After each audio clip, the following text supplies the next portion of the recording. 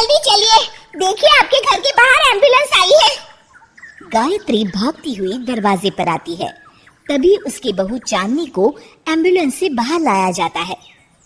हे भगवान, ये मेरी बहू को क्या हो गया? एक्सीडेंट हो गया माँ जी। अरे लेकिन ये कैसा एक्सीडेंट है? चोट तो कहीं नजर नहीं आ रही।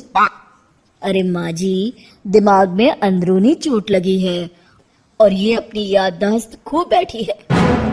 हैं? मेरी बहू याददाश्त खो बैठी है, अब क्या होगा? अब फिक्र मत करिए, बस इनका अच्छे तरीके से ख्याल रखिए। मैंने दवाइयाँ दे दी है, अब मैं चलता हूँ। अगले दिन, अब तेरी तबीयत कैसी है बहू? बहू? किसकी बहू? हम भैरवगढ़ के ठाकुर विक्रम सिंह की बेटी रूपवती हैं।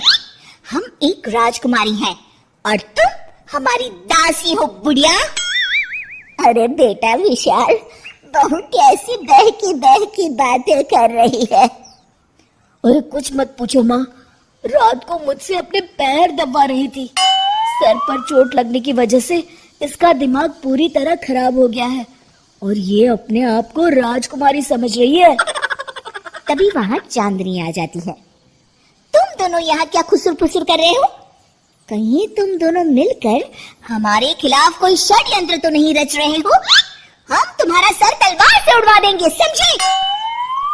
अरे नहीं नहीं राजकुमारी जी, हम तो आपके सेवक हैं। भला हमारी इतनी हिम्मत। कहिए, आपने यहाँ हॉल में आने का कष्ट कैसे किया? हमें बहुत भूख लगी है। ए दासी, जल्दी से हमारे लिए भोजन का प्रबंध करो। आज हम शाही कबाब खाएंगे। विशाल अपनी माँ को चांदनी की बात मानने के लिए इशारा करता है। ठीक है राजकुमारी जी, मैं अभी आपके लिए भोजन लेकर आती हूँ। इस तरह विशाल और उसकी माँ ना चाहते हुए भी चांदनी की जी हजूरी में लगे रहते हैं। लाओ माँ, जल्दी से मेरा टिफिन दो, मुझे देर हो रही है। अरे ठहर जा, जरा दम तो लेने दे मुझे। सारे घर का काम मुझे अकेले को करना पड़ता है। तेरी बीवी तो राजकुमारी बनी बैठी है, सारा दिन हुक्म चलाती रहती है। अरे माँ, मेरा भी तो यही हाल है। फिलहाल तो मेरा टिफिन दे दो, मैं चला। रुको, कहाँ जा रहे हो? अरे मर गया रे, ये कहाँ से आ धमकी?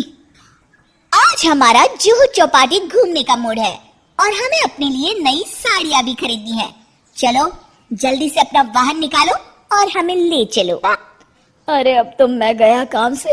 अगर आज मैं वक्त पे ऑफिस नहीं पहुंचा तो मेरा बॉस मुझे नौकरी से निकाल देगा। मरता क्या न करता। आखिरकार विशाल चांदनी को घुमाने ले जाता है और चांदनी अपने लिए ढेर सारी शॉपिंग भी करती है। ए दासी, टीवी पर कपिल शर्मा के आने का समय हो गया है, जल्दी से टीवी शुरू करो। अरे वाह, कपिल शर्मा तुझे याद है, बाकी कुछ याद नहीं। बहुत तो बड़ी चालू लगती है, अपने फायदे की हर चीज तुझे याद रहती है। मैं तो तेरी इस अजीब बीमारी से परेशान हो गई हूँ। अगले दिन, अरे डॉक्टर साहब, आप इतने दिन से मेरी बहू का इलाज कर रहे हैं, लेकिन उसकी बीमारी तो सुधरने के बजाय और बढ़ती जा रही है। अरे माँ जी, ये दिमागी बीमारी है। बेचारी की याददाश्त चली गई है, वापस आने में थोड़ा वक्त तो लगेगा ही ना। गायत्री डॉक्टर से बात कर ही रही होती है कि तभी उसकी पुरानी सहेली शीला वहां आ जाती है। शीला को देख अचानक डॉक्टर घबरा जाते हैं। अच्छा माँ जी, मुझे एक मरीज को अर्जेंट देखने जाना है, मैं चलता हूँ। ये कौन था? अरे अब क्या बताओ शीला, एक एक्सीडेंट में मेरी बहू की याददाश्त चली गई है। ये डॉक्टर उसका इलाज कर रहा है। ये डॉक्टर कब से बन गया? अरे ये तो चमन पान वाले का लड़का है, सारा दिन नौटंकी करता रहता है। अच्छा तो ये बात है, अब मैं समझी। मेरी बहू और ये पान वाले का लड़का दोनों मिलकर मुझे बेवकूफ बना रहे थे। चल तू मेरे साथ। गायत्री शीला को एक बड़ा सा डंडा हाथ में देकर अपनी बहू चांदनी के कमरे में ले जाती है। बहू, ये मेरी सहेली है, एक डॉक्टर है। इसने तेरे जैसे न जाने कितनों का इलाज 2 मिनट में कर दिया है। इसका कहना है कि सर पर जहाँ चोट लगी हो, अगर उसी जगह दोबारा किसी बड़े डंडे से जोर से मारा जाए तो मरीज की याददाश्त वापस आ जाती है।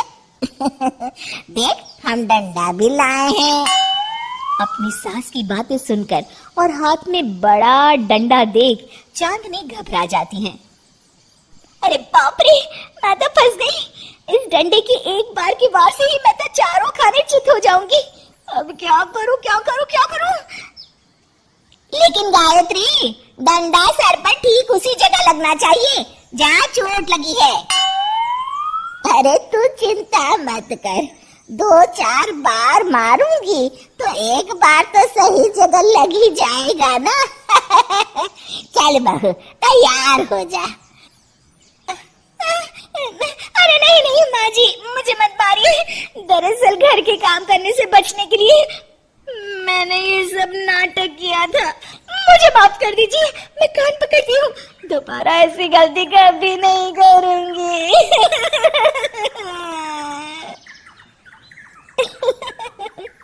क्यों दोस्तों, कहानी कैसी लगी हमें जरूर बताइएगा।